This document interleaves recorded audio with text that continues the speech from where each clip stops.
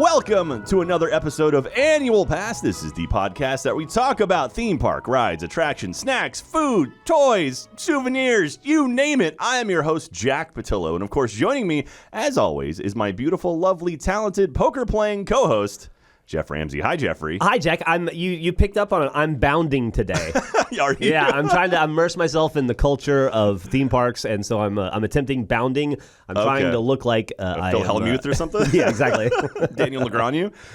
Those of you who, if you want to see Geoff, we are on YouTube now. YouTube.com/annualpass. We have video versions of our podcast up now. Mm-hmm. But that being said, we're trying not to focus solely on video. We're still an audio podcast first, so don't feel like if you're listening to us on Spotify or Apple or somewhere, don't think you're missing out on anything. But, with a little bonus, you can throw it up on the YouTube and check it out. So. I like when you hit the high register. That's I don't know. It comes and goes. Those sunglasses are freaking me out. I don't know why I'm wearing them. I just put them on to complete the look. Anyway, hi everyone. Thank you again, all of the pass holders out there. You guys are absolutely fantastic. It's good having you back. Thank you very much for listening to our show. I love doing this. It's my favorite thing I do all week. That's not charity related, and it's time to spend with Geoff, which I always love. It is nice. It's nice to spend time with you. I like to spend time because we have the other job where we do some other content. The slog of playing video games. And I dip in occasionally and participate in that part of our company, and it is nice just to be able to sit and have a conversation. Yeah, and it's nice not to fight through a wall of noise and screaming. It's a little slower, a little bit more relaxed. I try to make my do my best to make it a little bit more calm in here. Let's be peaceful. Let's me perfect my poker face. I don't want you to know what's going on. Behind these glasses. Let's get through some housekeeping stuff. Number one, thank you very much, everyone, for listening. You guys are the best. And number two, don't forget to follow us on social medias. We have the Twitter and the Instagram, _pass on all of those. And that's where we, if we post any cool links or retweet stuff. Anytime people send us cool art or like photos of you wearing theme park merch, we always try to post it on Twitter or Instagram somewhere. I love seeing people wearing our annual pass merchandise. Speaking of which, Geoff, we got new merchandise up in the store. At least it came out a few weeks ago, but hey, you should grab one. It's new to us. That's right. Gail Fox, who does all of our thumbnails over on YouTube and on Rooster Teeth as well, she made an amazing poster a while back, and it's now up in the store, as well as a t-shirt that has that poster on the back of it. It has a little cool AP logo. I love that shirt. Do you think somebody as talented as Gail Fox has ever made anything that's not amazing? Like, even in the morning, it's like, oh, these eggs are amazing. I was emailing her recently because we're talking about possibly having her do the backlog of episodes because we're slowly putting all of our episodes on YouTube. The thumbnails are so cool. They're so good. And I asked her, I was like, please don't get so good that we can't afford you anymore. Because, her work is amazing. So, anyway, check that out. We also have this awesome annual pass snow globe pin. I don't know when this is coming out. I asked her merch. It may be out by now. But anyway, we've got a pin coming. If you're on YouTube, you can check it out. It's really, really awesome. I love this thing. And that's going to be coming soon. I understand we are playing catch up to a collectible from an industry that's probably spans 30 or 40 years now. But man, am I jazzed to be in the pin game, dude! I'm excited about making more of these things. Pins and for another podcast, another world, but koozies, pins and koozies, baby. I will say that's the one thing. I regret a few things in my life, but the one big thing I regret when I worked at Disney 20 years ago at this point, back in 2002. Pins had just become a thing. Like, I was around 2000 when the pin trading started kind of getting its legs. I could have grabbed so much exclusive merchandise and pins back then that are worth so much money now. It's like crypto. Like, I could have been on Bitcoin when it was like 50 cents, but now it's like, oh yeah, these pins are all really, really expensive. I'm determined not to miss that boat again with sports card collecting right now. So I'm buying everything. I'm speculating, going out, and like my girlfriend's always like, we'll get a new slabbed card in the mail, and she'll be like, what's this one? And I'm like, in 15 years, if he makes the Hall of Fame, this is a boat. This is our boat. You want to have a boat? We're gonna have a boat in 15 years, right here. What is the King Griffey Jr. Upper Deck rookie card right now? Like, what is that? Because that was the big thing, like the 89 Upper Deck. You could buy it raw on YouTube or on YouTube. You could buy it raw on eBay right now for probably $3 or $4. Really? But if you wanted to get it like a PSA 10, you might pay as much as like $200 or $300 for it. Okay, I remember that was that was the big card. That was a great card back in the 90s when I was collecting. Anyway, we're on a weird. This is a different podcast. So Geoff, we got a fun one today. We got a fun episode today. We're going back out to California, and for the first time ever, we are going to Disney's California Adventure. Okay. Now, you went to Disneyland right before the pandemic started. Right. It was like the last thing I did before the pandemic like February, started. March. Yeah. And you got your hand sanitizer. Second time. And did you go to Disney's California Adventure while you were there? I did. I spent a day in the land and then a day, maybe I spent like a day and a half in the land and like a half day in the California Adventure. Okay, yeah, I mean, DCA is still a little bit smaller, Yeah. a little bit more kind of, it's the Hollywood Studios of California. I want to say there was like a big Cars race track. There is there's if I went on or not. I forget the name of the actual ride, but there is a Cars race that is awesome. Yeah. It's sort of the evolution of Test Track, where it's the same vehicle, except they have two side by side, and it actually is like a race, and it's random who wins, and it's a lot of fun. Really cool ride. We'll talk about that one in the future. The ride I want to talk about today is the Incredicoaster. Okay. Which, do you know if you rode that one? I did or didn't. Do you want me to? I text my girlfriend and ask. We'll watch a video and okay. we'll walk. It'll jog a memory. I mean, if I wrote it. Do you remember doing a flip at any point while you were there, like doing like a loop on a roller coaster? Doesn't ring a bell. I would imagine you would remember this. It's the biggest. It is literally one of the longest roller coasters on the planet. And it's a very fast coaster. You can do flips in it. It's themed around The Incredibles. I'll be honest with you, Jack. That was over 2 years ago now, more than 2 years ago. At 46, my memory is closer to that of a goldfish than a human. I wouldn't bet on. So, again, we're talking about the Incredicoaster. Which the Incredicoaster is actually a reskin, or it's a remake, not a remake. It's the original. Let me start over again. When they opened up California Adventure, they had... When was that? That was on February 8th, 2001. Okay. They opened that back in February of 2001, and the back corner of the park was the Paradise Pier, is what it was called, and they had California Screamin', which was the name of the coaster there. So, instead of California Dreamin', it's California Screamin'. So this California Adventure, this is Disney. This is Disney. Was it always Disney? It's always been Disney. So Disney's owned that land for a long time, and for the longest time, people thought they were going to do something called Westcott because they have Epcot on the East Coast, and they were thinking about opening up Westcott, which was going to be kind of a more educational park in Anaheim. The plans of that, like concepts have come out of that, tons of really interesting stuff. Ultimately, they ended up going with this California Adventure because they wanted to do like Disney's California was the idea, and then it became California Adventure. Is this the only Disney park? And it may not be. I may be missing a glaring one, which is why I'm asking you this question. You're the expert. Is this the only Disney park that isn't labeled a Disney park? No, it's technically Disney's California Adventure is what it's called. It is. But I mean, I have only ever seen it or heard of it referred to as California Adventure. Yeah, I mean, like you could argue like Hollywood Studios, the Animal Kingdom. Like, they're all Disney's Animal Kingdom. Gotcha. Disney's Hollywood Studios. So it's you think Disney World, Disneyland. Obviously, it's in the name. So the disconnect is in my head. I think so. Okay. I mean, there's like there's Disney Sea. I guess that has Disney in the title. Yeah. There's a few, but but as far as like that, I think California Adventure people is kind of like shortened down. I mean, you'll hear it called DCA, which is sort of the shorthand for it. Okay. Disney's California Adventure. So if you ever hear me say DCA, you're like, oh, check out the ride over DCA or whatever, like Mission Breakout or the new Web Slingers. DCA. Still, I guess it shows how much Disney believes in or loves California if they want to elevate the state like that. They're not doing like Disney's Hoboken Adventure. Well, it's funny you say that because Disney's America. It was something that was very close to happening in Virginia. Yeah. So Walt Disney himself was a huge fan of history, American history specifically. And for a while in the 90s, I want to say, there was a very, very close to happening Disney park in Virginia called Disney's America. I think eventually became like Disney's American Adventure or something along those lines. They were buying up land and ultimately ended up not happening. But it was going to be themed around, like American history and, I wonder if they still own that land. I don't know. Supposedly Disney owns land in Houston as well. I heard for a long time, like near Katy, like just west of Houston, Disney was scooping up land because there was a rumor that Disney was going to move to or open up a park in Texas. Sounds cool. I'd love it because I could drive to it. At the same time, it's a horrible idea because you're just cannibalizing your own fan base. You have people who fly. I mean, in the middle of the country in Texas, you're going to go to either Disneyland or Disney World.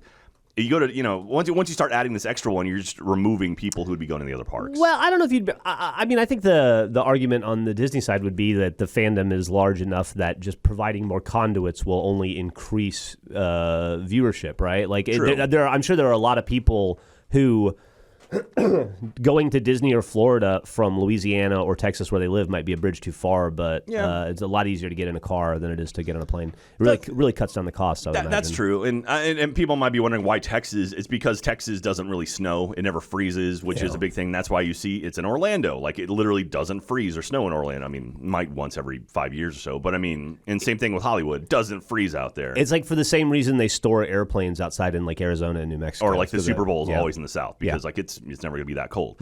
So anyway, that's a whole other story. Well, I would love to. We actually have an interview coming up pretty soon with Kevin Perger, who runs Defunctland, which is an awesome YouTube channel. He's a great Patreon as well. He just put out an 1.5 hour long video about the history of FastPass. Oh wow! Which sounds dry. It's amazing. The documentary is fantastic. I watched the whole thing from start to finish. And I highly recommend you check it out. Defunctland is great. He talks about retired attractions. He has a podcast as well with tons of interviews, former Imagineers, and it's great. And I'm really excited to talk to him, and I'm sure he'll have a lot of information on that. Yeah, that sounds cool because I would be interested in general, and kind of where I was taking it is I wonder, because I'm assuming there have been multiple incidents of these things happen in the past, like the Disney's America or buying property in Houston. Disney there must be like a Disney Holdings LLC or something, right? That just has amassed land across the globe for potential projects that they maintain and hold on to. It's kind of like Scientology, I would imagine, right? Like they're just like a property ownership conglomerate. And it'd be interesting to see where Disney has plots of land all over the earth. Well, that's something to look forward to. We'll check that out. Yeah. Anyway, let's get back to Disney's California Adventure. right. Incredicoaster. Well, you told me this is going to be a short one today. Yeah, I'm trying to. We do have an interview with someone who worked in the attraction as well. Okay. So, because I mean, like for the most part, there's not a whole lot of history, not a lot of weird, interesting things with Incredicoaster. It's kind of straightforward. It's the skin of the ride and everything. So, anyway, California Screamin' opened February 8th, 2001, along with Disney's California Adventure. If you ever saw a promo video for it or images, it's the one that did a vertical loop. So it was a roller coaster. It's a induction roller coaster, like one of the magnetic pushing coasters, like Incredible Hulk or Hagrid. So it's one of those. It sends you super fast. There's no clicky hill. It's all done by magnets. Has one big loop in it, one big vertical loop in it, which initially when it opened, it had the Mickey Mouse face behind it. So it was like you were doing a loop around the Mickey Mouse face. Really? Which is pretty cool. Eventually that got replaced by like a California Starburst, like a big sun kind of thing. And now once again de-emphasizing the Mickey out of California Adventure. I guess so. And anyway, it was January 8th, 2018. The ride shut down and renovation began. So they basically said we're changing it up. We're gonna do some stuff to it. Shut it down January 8th, 2018, and it reopened June 23rd, 2018, which coincided with the release of Incredibles 2, which was June 15th, 2018. So a week after that, the opening of the ride, the new movie came out. Yeah. So it was announced sometime in there that it was going to be Incredicoaster. It was going to be themed around The Incredibles, which is a fantastic Pixar movie if you haven't seen it. And the entire ride is themed around Baby Jack Jack. So have you seen Incredibles, Jeff? Yeah, I've seen both of them. Okay, so Baby Jack Jack is kind of the MacGuffin of this ride, let's just say. So the idea is, towards the end of the first movie, Baby Jack Jack gets loose. And so this one, the family's trying to capture Baby Jack Jack. Because he can do all kinds of crazy stuff. He can warp through walls, he multiplies, lights on fire, bunch of crazy things. This is from the Disney website. The supers are back! Baby Jack Jack's superpowers are causing chaos as he teleports from tunnel to tunnel, and the Incredibles sprint into action to save the day. Buckle up for an exhilarating ride around Pixar Pier. Hey, I could totally. They should pay me to do that. Yeah, somebody should. Reimagine, located in Pixar Pier's Incredibles Park neighborhood, the Incredicoaster boasts enclosed tunnels, special effects scenes, and a musical score by Incredibles 2 composer Michael Giacchino for even more superfied fun, which is great. The score for that movie is it's like the 50s kind of spy music. I love it. Great Scenes soundtrack. From Peter Gunn's type stuff. Yeah, and so Giacchino did music for this one. I don't know if they just reused stuff from the movie or if he made a specific score for it. But it's very cool. It's an Intamin coaster, which roller coaster fans will appreciate. Intamin has done a lot of really, really cool coasters. I want to say, Ben, if you can look this up, did Intamin do Hagrid's Magical Motorbike Adventure? I forget the full name of it, but they've worked on a whole bunch of stuff. They're known for very, very clean ones. Is that a thumbs up? Yeah. So they did Hagrid's, and they've done a bunch of other really, really awesome ones. It goes up to 122 feet tall, which is the tallest Disney roller coaster in all of the parks, and it has a 108-foot drop as well. But again, no clicky hill. It's just it launches you up the hill. We did higher than that. Slightly higher than that on Velocicoaster, right? It was like 125 or something. I think so. Okay, cool. Yeah. So I'm just trying to put it for scale in my head. Yeah. It's a big coaster. It's nothing small. The big thing about this one is it is 6,072 feet long. It's over a mile long. Wow. Which is it's incredible. How long is the ride? The ride itself lasts about maybe 3 minutes or so. I think. It hits a top speed of 55 miles an hour as well, which is a pretty good speed for a roller coaster. So from Wikipedia, it also became the longest roller coaster in the world to feature an inversion after the vertical loop on Son of Beast at Kings Island was removed in 2006. So now, it is literally the longest coaster with a flip in it. In the world. I'm assuming that's still true because Wikipedia says it's still true. And I guess Son of Beast at Kings Island up in the north. Is it Pennsylvania, Ohio? Somewhere up there. Which is a very cool name for a ride. Yeah. And we should probably go I think Beast was a coaster and Son of Beast was like the follow-up to it. I'm into all that. Dude, yeah. So those of you out there who are listening to us, we're going next year. Dang it. I'm making it happen. I'm manifesting it right now. We're going to Ohio. We're going to go to Cedar Point. We're going to try to get to Kings Island.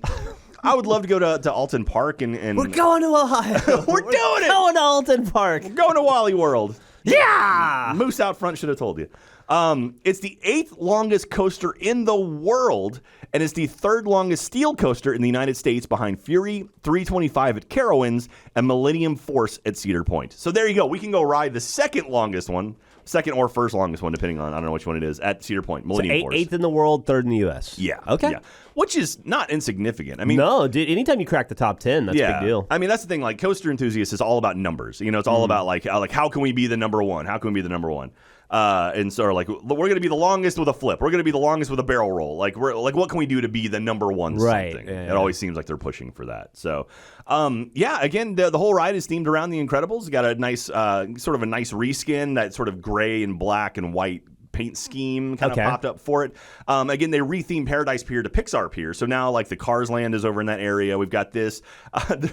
There's a ride. It's Inside Out Emotional Whirlwind. Which is a fantastic name for a ride. It's a flat ride, kind of in the same area. You actually go near it on Incredicoaster. But that whole area has been themed to Pixar, which makes sense, Yeah, I remember walking around like the Radiator Springs area, and it was very cool. Yeah, they had the like the little car TPs. Yeah, and all that stuff. Yeah. So that, like, Mater has a whole ride. There's some really neat stuff over there. So anyway, again, not a whole lot of history to this one. It's kind of straightforward. It's like, makes sense. New movie was coming out. Incredibles was good. Incredibles between 1 and 2 was like a 20-year jump. It was a significant amount of time. So it was like people were getting excited for it. Let's make a coaster for it. And this is a fantastic coaster, by the way. So, Jeff, are you ready to join me on a trip to a Pixar Pier and ride on Incredicoaster? I am. I'm ready to go 6,200 or so feet over the next 3 minutes. I think 6,000 something feet. Yeah, but close to a... I'm going to take a couple steps to walk up and then walk off. Well, yeah. I'm adding those in. All right. Well, you and I are going to take a trip on the Incredicoaster. Okay, let's do it. Okay, here we go. Jeff! Right here. Hey, Jeff, we're at Pixar Pier. All right, let's do it. Look at all the things you can see. There's the Incredicoaster back there, where there's the Mickey Mouse carousel. We should go. You love carousels, right? Terrified carousels. We should go on the carousel. Absolutely. It's got Mickey's face on it. But Jeff, before we do that, let's go on Incredicoaster. Okay. All right. So Jeff, we're waiting in line, and Edna Mode's there on the video, and she's like, "Hey, baby Jack Jack." And he's like, "No, baby Jack Jack's escaped." Oh no! Where's the Easter eggs? Is he looking for the Easter eggs? No, he's looking for cookies. Baby Jack Jack loves cookies. Cookies nom nom. That's what he says. He says cookies nom. Or I think Mr. Incredible says cookies nom nom. All right, Jeff. Okay, are you okay? Yeah, he's killing me. All right, Jeff. Let's get on the coaster. Okay, it's 2 seats side by side. Where do you want? I want to sit on the right side. Right side. We're at the front and back. What do you want to do? Oh, in the front. Let's get in the front. It's a fast coaster. It'd be fun to get in the front. Yeah, I want to see my death coming. Jeff. Okay, well this is good because it has the restraints that come down from overhead. So I feel safe. You like those? You like those? You don't like the lap bar ones. You don't like the lap bar ones that fall out, right? I call those angel bars, Jack. All right, Jeff, pull down your engine bar. All right, good. Okay, Jeff. Okay, let's get on. All right, here we go. So, Jeff. Oh, we're moving forward, Jeff. Here we go. Okay, we're no clicks. It feels like we're right on the water, Jeff. You see that? We're like, I do. We're right on the water now, and we're stopped. And now we can hear. Oh, it's Dash. It's the son. And he's like, oh, we gotta get baby Jack. Okay, here we go. We're gonna count down. He goes 5. Oh, this little guy's fast too. He's real fast. So we're on water. You remember? Right. We run across water. He runs so fast because he can run across water. He gets very fast. Are you ready, Jeff? Yeah. All right, hang on. You can hear him counting down, Jeff. You hear him counting down?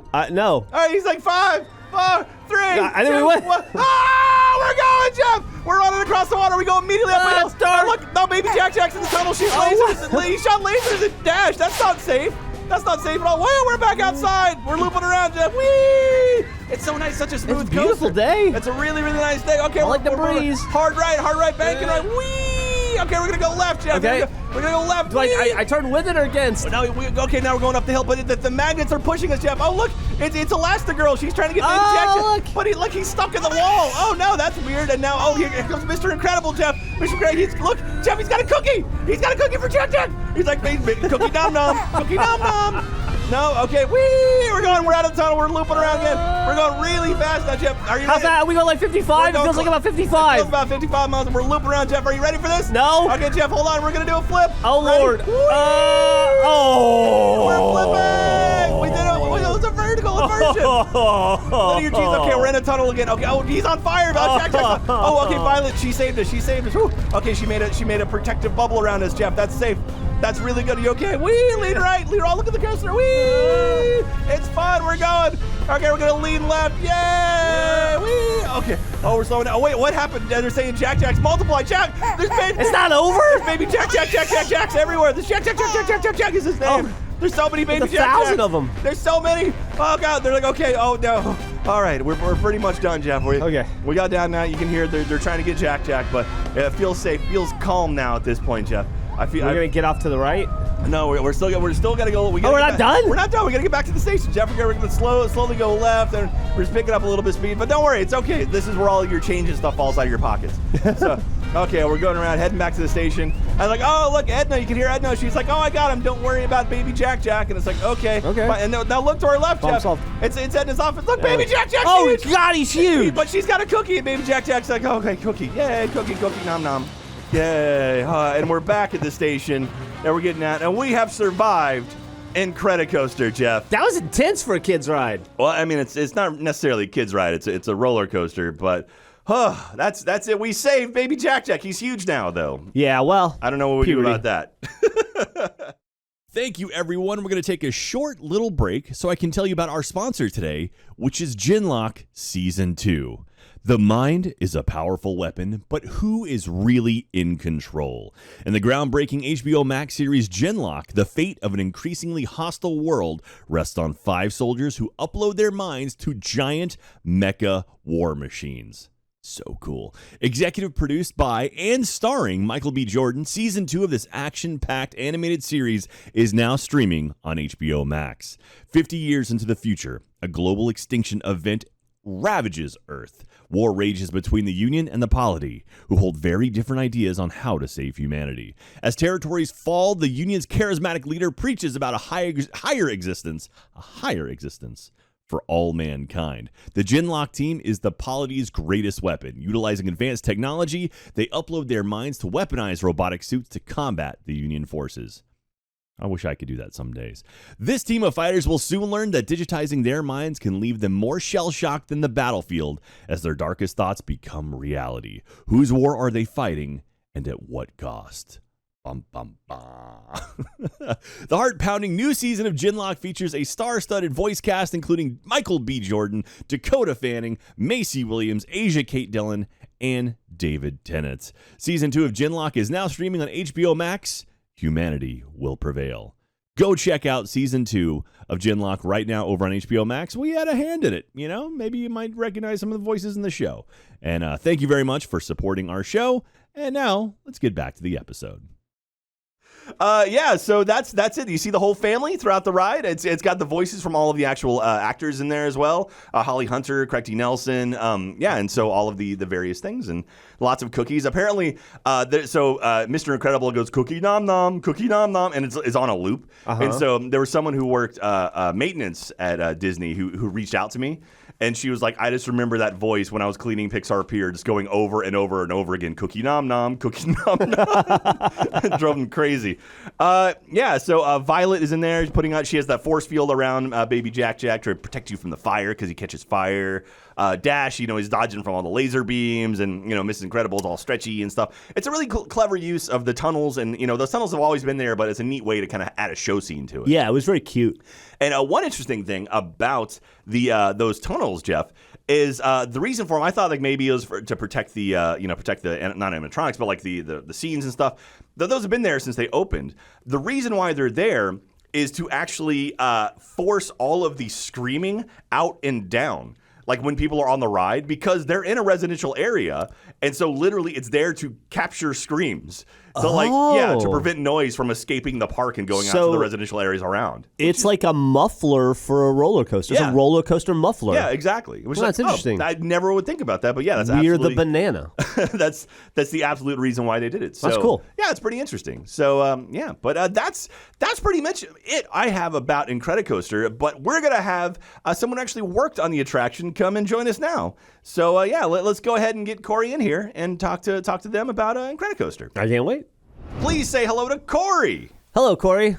Hi, Corry. Hi, thanks for having me. Absolutely. Thank you for jumping in. I kind of reached out on Twitter and I was like, hey, I'm doing an episode on Incredicoaster. Does anyone happen to know anyone who worked there or whatever? And Corry, they were like, yeah, I actually worked there. And as a matter of fact, you're a brand new trainer at Incredicoaster, right? I am. That's exciting. So what does that mean? So being a trainer on a roller coaster, like do you have to like train all the new vehicles and stuff and like teach them and like raise them from babies, or is it a little bit vehicle farm? Yeah, it's a little bit nothing quite so exciting. I teach the new cast members how to do what I do. Ah, okay. Okay. And how many cast members are there on a roller coaster ride like this one? Far too many to count.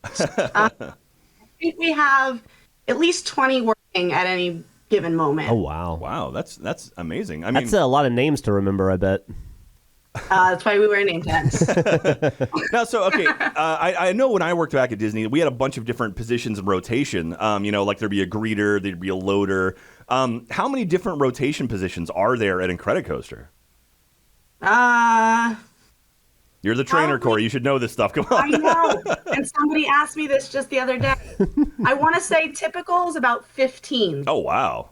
Okay. Yeah. That's impressive. It's really nice, Jeff, because the whole reason for rotation is you never get bored. Like you're always moving and doing different stuff. So it's like rotation is designed purely for the employee to not for things not to be too rote. I think so. In my opinion, that's kind of how it was. And it was kind of like, you're going to start at greeter and kind of work your way back towards wherever. Like when I worked on Movie Ride, you would literally start at greeter. There were 2 positions of greeter, and then you go from there to like interior, like loading in the queue, and then you go to loading, and then you go to like doing the show. Okay. And so I imagine it's something similar to that, Corry. Similar, yeah. For us, we start in the station. Greeter's somewhere in the middle of rotation, but that's cool. Aside from trainer, what is the most fun job to do on the ride? My favorite would be grouper. So that's the one that puts the guests in the rows. Okay. 12 rows of 2 guests on the Incredicoaster, and our ADA compliant trains have 1 seat.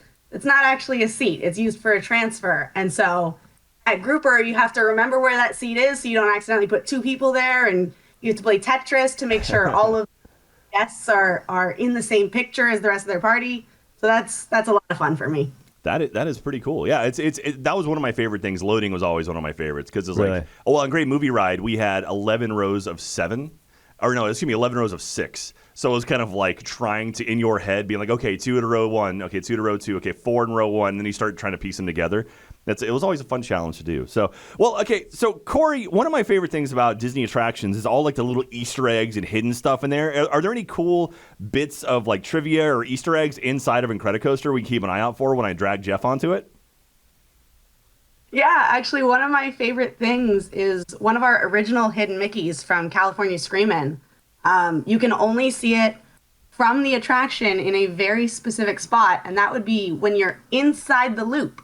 Oh, If you wow. look, and so you're looking down at the ground, Uh-huh. the supports for the roller coaster, they actually built 3 cement circles there, and they look like hidden Mickeys. Oh, that's cool. Man, now I got to ride the. You got to ride it, and while we're on the loop, I gotta remind you, look up because we're going to be upside down. Have you done? How many times have you done that loop? A lot. Yeah, like are we talking Training like is dozens, to hundreds? experience. Definitely in the thousands. Oh my gosh! How long have you been working at Incredicoaster? Let's say I learned California Screamin' in 2015. Okay. Working there ever since. So there was a 6-month gap there where they were refurbishing Screamin', turning it into Incredicoaster, and then obviously when we were in lockdown, we weren't there. But essentially, it's been almost 7 years. Wow. I wonder, Corey, if it's possible that you are in the top, I don't know, 5% of people on Earth who've ridden this ride in terms of volume. Possible. When California Screamin' was closing, we had some guests that would come a million times. I mean, we had 2 guests, they had a whiteboard that they would bring with them, and every time they'd write the number of times they've ridden since it was announced that Screamin' would close up until when it actually closed. And they were some of our last guests ever, and we all loved them. Aw, that's good. It's nice to know that you had guests that were like you enjoyed having on, as opposed to ones like, oh, they're back again. Not the whiteboard No. people. Yeah, We tend to love our regulars. that's good. I love hearing stuff like that because nothing's worse than it's like, oh, just being miserable when you spot someone like, oh, great, they're back. Yeah, I love knowing that exists. I love Yeah. that knowing that there are people that are such fans of particular rides that that it turns into such a thing for them, and it's not about anything other than like a shared love of the material, right, or the ride. yeah. It's neat. That is cool. Yeah. So any other cool like Easter eggs or anything we keep an eye out for? Like we'll keep an eye on the pylons. You got anything else hidden around? Our ride is pretty straightforward. There's not a lot of hidden secrets they have. Okay, well here I've got a question for you then. How many Jack Jacks are on the attraction? Do you know that?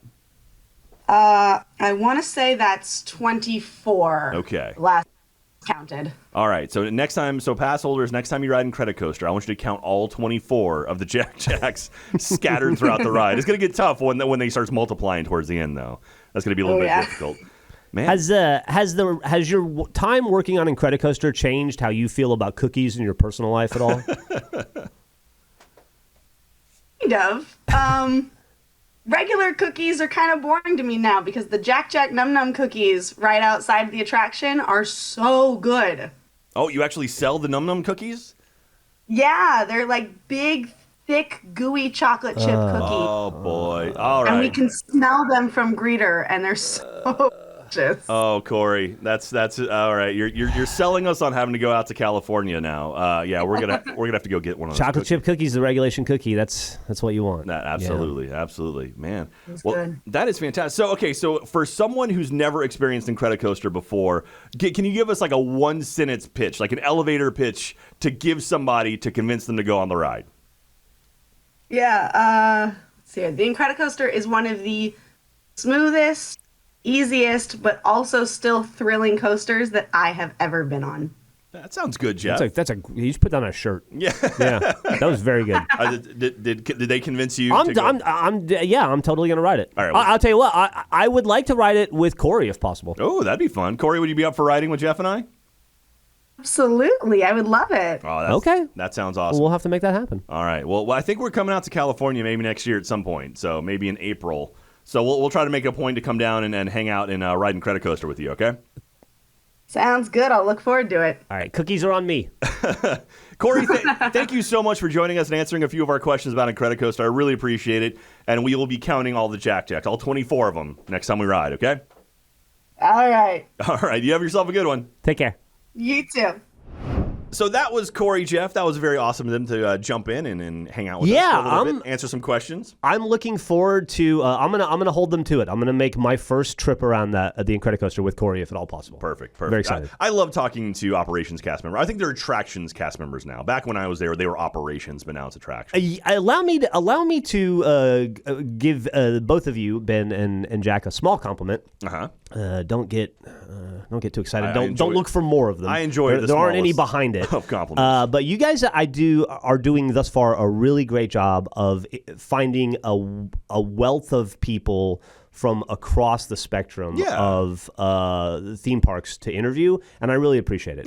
From castmates to Imagineers, it's really neat. I hope that continues. I really like getting perspectives from all across the board. Yeah, I mean it's really important to kind of see how everything goes from like the top to the bottom. It's like you have your kind of grunts on the bottom who are like sort of doing day-to-day work, and then you have the people designing this stuff, and like everyone is just as important, because it's like for sure. You can design the most amazing ride, but if you have people who just don't care about it, then it's like it's not going to work well. But if you have people who love it, then it's going to make it so much better. And then it's also like those guys, those people, you design something and then you put it out in the world, and then it's up to the Corrys of the world to continue that legacy on and maintain that level of quality and love.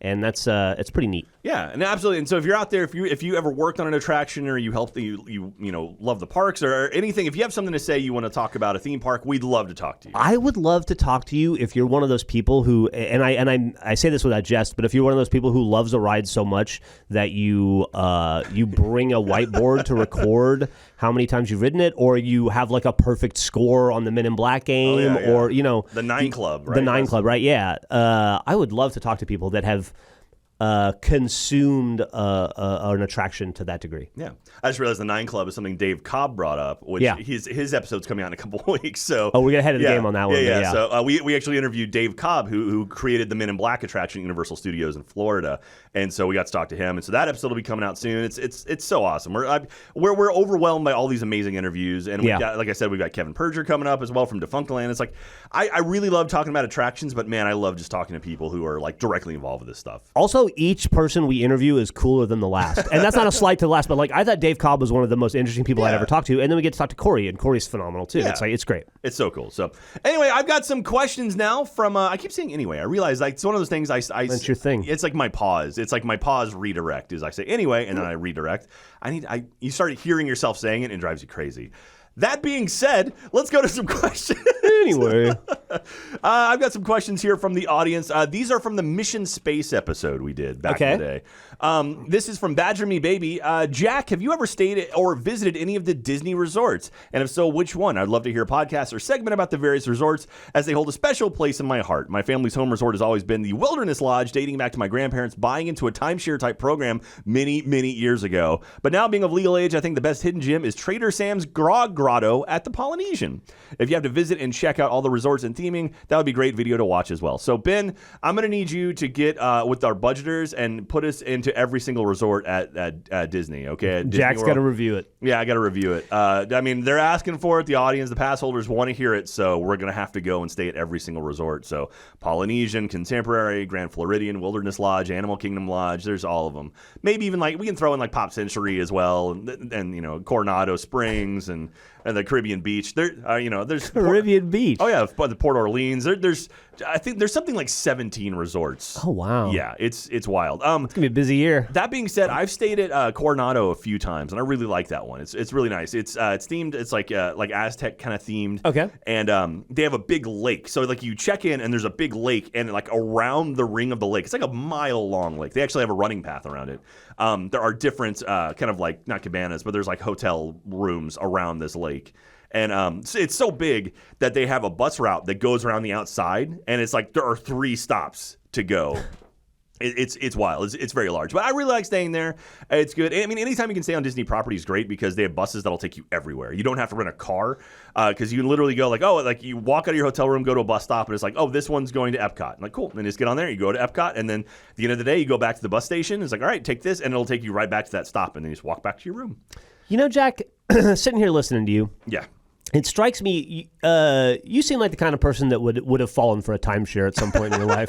Have you ever bought into a timeshare? I have not. Okay. I Just did. curious. I did. So they have Disney's Vacation Club, DVC. You might hear it, which is basically timeshares, Disney timeshares. I've looked at it and I'm like, I would never do that. I would never buy into that. But it's like it's one of the things they convince you. It's like, oh well, if you go 3 times a year, it And pretty you much pays for itself. And Yeah. it's like, no, I don't want to get roped into that. So no, I have not bought into a timeshare. Okay, interesting. But I say, and by the way, I say this as a guy who's sitting on a Best Buy extended warranty right now. I did not need. So, there's no judgment on my end. It's just curiosity. But I've never stayed at the big 3, which is the Contemporary, Polynesian, Grand Floridian.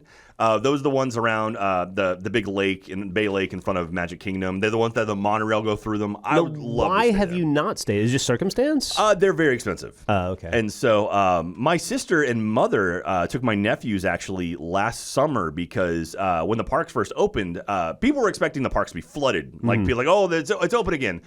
But people were very nervous and hesitant about going, so it was actually really, really empty. And so Disney very quickly was like, oh, Grand Floridian's 50% off right now. And so my sister and my mom booked some rooms at Grand Floridian. They were like, it was incredible. Wow. And so so now I need to try to get out there. Of course, everything's back to normal pricing. The parks are pretty much You'll have to fully wait for open. the next global pandemic, I guess. I guess so. Be a little faster. Now, Yeah. let's going forward. Faster on pins, faster on pandemics. Okay, buddy. The Polynesian, which is the the Hawaiian themed one, is where the Trader Sam's is. They actually Trader Sam's. They have these rooms where it's like you walk out into the lake and it's like on a dock, and they have like in the water like rooms. They're like condos almost. You can stay at. Like just past the beach of the Polynesian. Really?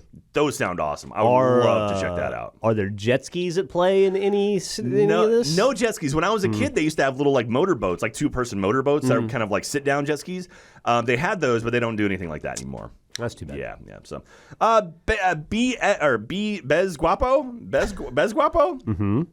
You should have. Okay, it says you should have Rocco and Kevin from Mega 64 to talk about Disneyland. Hey, I'm rocking my Mega 64 shirt today. Their Disneyland shirt, as a matter of fact. This is.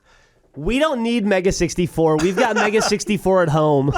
We've got Bador. That's true.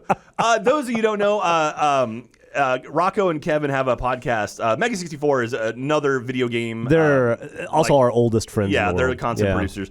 They're incredible. They're currently doing a tour around the country right now. Yeah, it's called Last Laugh. Oh, is it really? Yeah. Nice.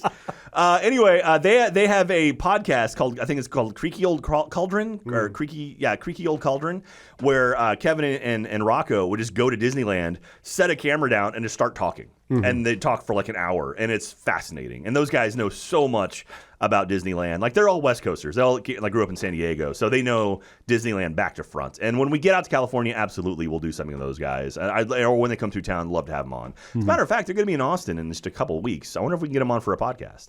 I'm sure we could. That'd be kind of fun. So anyway, stay tuned to that. Maybe sometime in December you might hear that episode. I don't know how off the top of my head January. or why, but I guarantee you they owe us for something.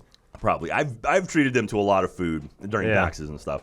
Last question. Alive Llama 85 says, one of the most important but overlooked aspects of a theme park is its restrooms. I picked this one for you.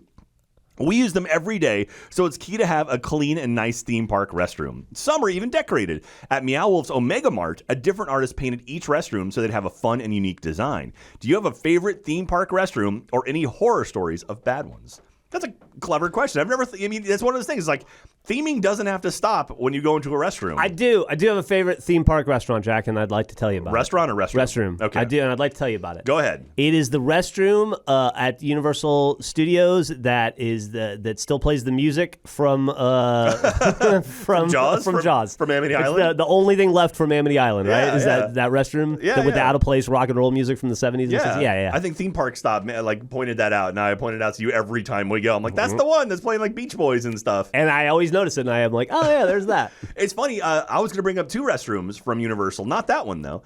The restroom at Hogsmeade at Islands of Adventure has Moaning Myrtle in it. Yeah. And so you go in there and you hear like this little girl going hee. It's like a little off-putting sometimes. And if you don't know if you don't know Harry Potter, you'd be like, why is there a woman in the men's room giggling? That's cool, but allow me to continue to sell the Amityville one. This one has actual Robert Dreyfuss in it occasionally. He just hangs out. He'll say hi to you. He's like, when he's not filming, he doesn't have anything going on. Yeah. And then there's another one. Richard Dreyfuss. I'm sorry, I said Robert Dreyfuss. Richard Dreyfuss. I apologize. There's another one at the port of entry at Islands of Adventure, right over by the lockers when you get in. It's like inside of there, and there's two guys talking, and they're doing like an old Abbott and Costello bit where they're like, he's like, oh, going through a list of things and keeps saying check. And he's like, oh, like what, anyway, it's a fun little bit. It's a neat little Easter egg in there. If you ever go to the men's room just to the left of port of entry over by the lockers, go listen to that. So okay. It's kind of, I love stuff like that. It's like, who would record audio to put in a restroom that you could only hear in the restroom? That's neat. Visionaries. Well, now is the time where, I would ask a question to the audience, and then you guys give me some answers. And I've got a question from an episode a few weeks ago. Again, this is, I think, the Mission Space episode. I said, who would you want to see star in a theme park attraction? I believe you said Jim Carrey when we were going through that episode. Probably. I got some people here, which let's go through some of them. Steady Eddie Nuke says, I would love to see Alan Tudyk do a voice for any of the many Disney properties he's in. I think Alan Tudyk is in pretty much every single Disney animated feature and Star Wars thing at this point, so makes sense. Stanty16 says, they could really just have Patrick Warburton do the pre-show safety briefings for any and all rides. I know he already did the one for Soarin', but it would be an amazing April Fool's thing if for that day they used him for every ride in the park, giving his classic deadpan delivery, regardless of the energy of the rides themselves. Patrick Warburton has a fantastic voice. Anyway, Mikey Lee says Tom Cruise in an indoor roller coaster and he runs next to you the entire time. I love it. He does a lot of running. Ace OX8T says, I think either Mark Hamill or Michael Keaton would be great in almost any type of ride. Obviously, they could reprise various respective roles within Star Wars, DC, and Marvel theme rides, but I think they could do really well in narration rides like Mission Space Commander or Spaceship Earth. That'd be cool. Suki Anime Gur says, I would love to hear either Phil Lamar or Nolan North do voices for attractions. Both can play either serious or silly roles. And also, they had a merch idea for us, Ben. It's in the merch department. A button with Jack voice sound effects because everyone needs Jack saying "wee" or yelling "Jeff" in their day-to-day lives. Get a wee button. Jeff. They should do one of just a career retrospective of John Ratzenberger and all of the characters to the movies. All the Pixar movies. Yeah. Orange Man 17 says Keanu Reeves, a Matrix themed ride would be amazing, but honestly, Keanu can do no wrong in any attraction. And then Omega Us 492 says, my boy Rahul Kohli, Hollywood's bad boy, is so hot right now. It's our friend Rahul. Great. He's in Haunting of Bly Manor and Midnight Mass. Great dude. He is doing very well right now. That guy's going to pop up in a Marvel movie soon. I hope so. Or Star. I'm good. And good for him. Yeah, absolutely. Yeah. He deserves it. Okay. He's a sweet guy. And I randomly selected from our comments in that episode in IT Fusion. It Fusion wins with Ryan Reynolds and a new version of Oh Canada, Canada Far and Wide, and Circle Vision 360 in the Canada Pavilion of Epcot would be amazing. Martin Short's currently in there right now, but everything needs an update once in a while. Having him narrate about lovely Great White North with a signature sarcasm and side bits, PG rated of course, would bring a new life to the pavilion. Plus a hidden Mickey Deadpool can always make an appearance for some lovely fourth wall breaking goodness. That was probably written by his marketing company that he owns. We found Ryan Reynolds' his account.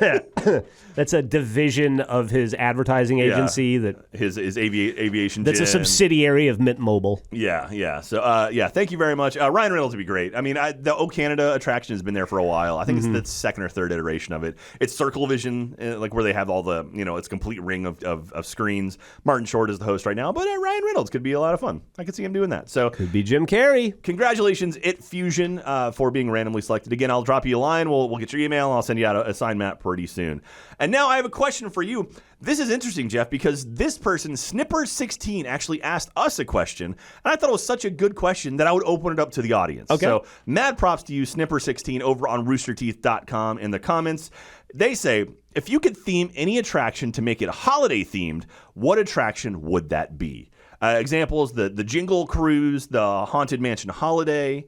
So we're coming around Christmas time. Like, what would you theme an attraction around and make it Christmas themed, Jeff? The spirit of Hulksgiving. Spirit of Hulksgiving. Yeah, and you would it would be the Incredible Hulk ride, but it would be all about the first Thanksgiving, and he would step in. It would all be about how he brokered peace and he helped make the first turkey, And you would go through they could build a giant cornucopia that you could go through. So like the exit tunnel would be a cornucopia. Yeah. I could see that. I was thinking something a little bit more traditional. I think the Hollywood Tower of Terror going to a Christmas theme, that could be a lot of fun. Yeah. Yeah. Like, just because it's a creepy old, like, haunted man. It's like a haunted, entryway. The lobby is beautiful in Florida. And, like, to theme that around, like, just, like, decrepit Christmas stuff and, like, that would be really neat. Wait, which ride is that again? The Tower of Terror. The Tower of Terror. That's what I thought you said. Yeah, you could do, what's a Christmas movie? What's that? Die Hard. That is true. You could do a Nakatomi, like Escape Nakatomi Tower. Yeah, like an animatronic of John McClane jumping off the top of the Tower of Terror. Yeah. Yeah, I like it. He could be like rappelling down every time the window opens. You see him. And So there you go. If you want to answer that question, if you could theme any attraction, make it holiday themed, go to roosterteeth.com, answer in the comments on there, and I will randomly pick someone in a future episode and send you guys an autographed park map from Jeff and I. And that'll do it for today. It was a lot of fun. It was a good episode. It was a whirlwind. Absolutely. It was a cornucopia of entertaining information. It was incredible. Thanks for listening. We'll see you next week. No, thank you very much, everyone, for hanging out with us. I really do appreciate it. Love all you guys. Don't forget, grab your annual pass shirts and whatnot. We've got all kinds of awesome shirts from the store. We've got this awesome pin that's coming soon. It might be in the store already. I've asked our merchandise. I don't know when it's coming out, but we have this awesome themed snow globe pin for annual pass. It's great. Jeff has a golf ball. Yeah, I was thinking, what if we sold just orange golf balls? No logo or anything, just orange golf balls. We'd have to sell them very cheap. There you go. Again, don't forget to watch us on YouTube, youtube.com/annualpass. Go to Rooster Teeth, leave comments, leave, reviews if you like this show. Please tell your friends, because the more people know about it, the cooler stuff we get to make happen. Like more awesome interviews, and the more people like us and hopefully be able to talk to us. In all seriousness, a show like this lives and dies by community support. And so it's your support that allows this to continue. And so thank you. And we would love to keep continuing. So. And the pass holders have been absolutely amazing about that already. So thank you again, everyone, for listening and watching. You guys are the greatest. We love you. Jeff, did you learn anything today? I did. I learned a lot about the Incredicoaster. That's good. Yeah. How many Jack Jacks were there? There's 24 Jack Jacks. There you go. It's over 6,000 square feet, which is more than a mile. It is linear feet. It is there's an inversion that's it goes 122 feet. Yeah, I'm right. Nice. It goes 122 feet up, and it's scary as all hell, I think. So we'll check that out. We're gonna ride it with Corry when we get there sometime next year. We love you guys. Take care of yourselves. Have yourself a wonderful day. Stay safe, and we'll talk to you soon. Bye. Bye.